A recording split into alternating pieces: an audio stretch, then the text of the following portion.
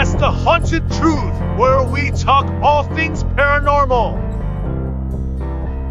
With your host, Gavin Springer.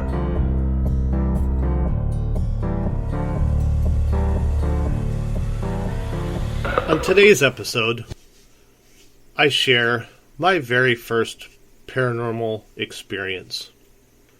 It was something that truly did change the path of my life. I hope you enjoy. It all started for me one November night in 1988. I decided to go home from college for the night to visit my parents. I got in my car and drove an hour to see them. It was nice and a normal visit as always. The usual parents asking, "How's school? How are the grades? How's basketball?" Like the same questions. They got the same answers for all. It's going well. A lot of work, but I'm getting it done. Had a very nice dinner that night and decided to head back to college to get some sleep for the championship game the next day. When I was driving home, I could not stop thinking about the game that afternoon.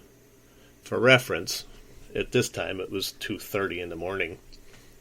No one else was on the road. It was dark and quiet on the road, but I had good tunes going to keep me awake. Then things took a turn for the worst. Like something didn't want me to reach my destination. All of a sudden, this car came out of nowhere, driving erratically and coming over into my lane. He lost control of his car and went sideways across the lane in front of me.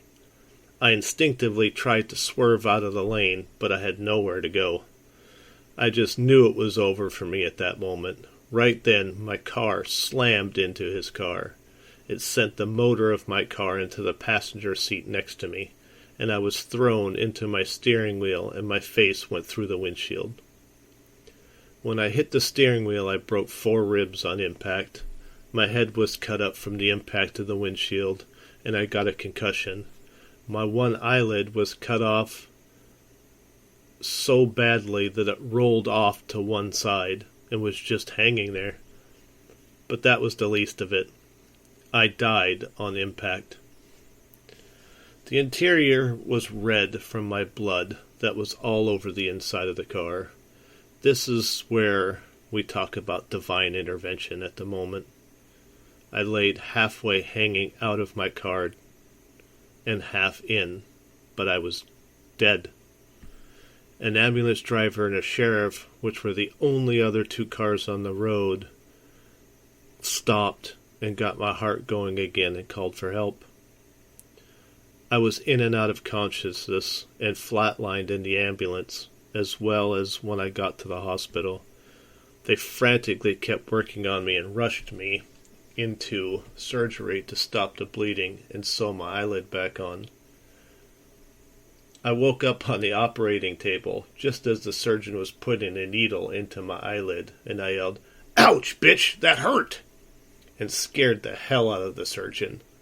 I swear he peed a little at that point. After that, the surgeon put a mask on my face and told me to count backwards, and then I was asleep again. After surgery, I was placed into ICU and was hooked up to all the machines that you could think of. I was literally unconscious and not aware of anything going on around me. It was like I was in a coma-type state. The next thing I remember is that I was in a white room with a big window. I remember going towards the window and saw myself in the hospital bed, hooked up to all the machines. My mom and dad were next to me, and I saw my mom crying. While I kept looking out the window, I was able to see everybody who came in to see me, and heard all that was said. Time just seemed to stand still. The air was very fresh, crisp, and clean in this room. Then all of a sudden, I woke up in the bed, saying, "Mom, don't cry, I'm okay, I'm here." Then I stated to them, "I'm not going anywhere, so don't worry." My mom was amazed that I answered something that she had said to Dad 4 days ago at my bedside. Now is where I enter this strange fact. I was in the ICU in that condition for 3 weeks. How did I know any of that when I wasn't able to comprehend anything. What the hell was the White Room? Where was it? There was no upper rooms in ICU. What the hell was going on? So many questions raced through my mind. My spiritual upbringing to that point had taught me that there was here or there, but no in between. So there was something going on that I wasn't able to understand.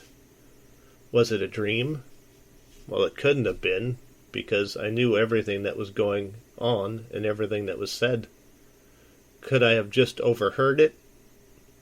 Not likely, according to the doctors who said my brain really wasn't working. It was the machine that had kept it going while in that coma-type state. This is what started my journey. The wanting to find answers, not only for myself, but for others who also didn't understand the experiences they were having.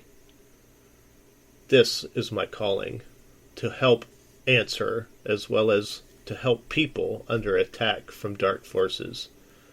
I help to turn their houses back into a home again. Now, 34 years later, and 16 years in the paranormal field, I am still looking for my answers. This was my first spiritual experience that led me to the journey I am on. I am glad I could share part of the beginning of my spiritual journey and look forward to many more shared experiences. Thank you for listening to the Haunted Truth Podcast. Remember to believe in the unknown.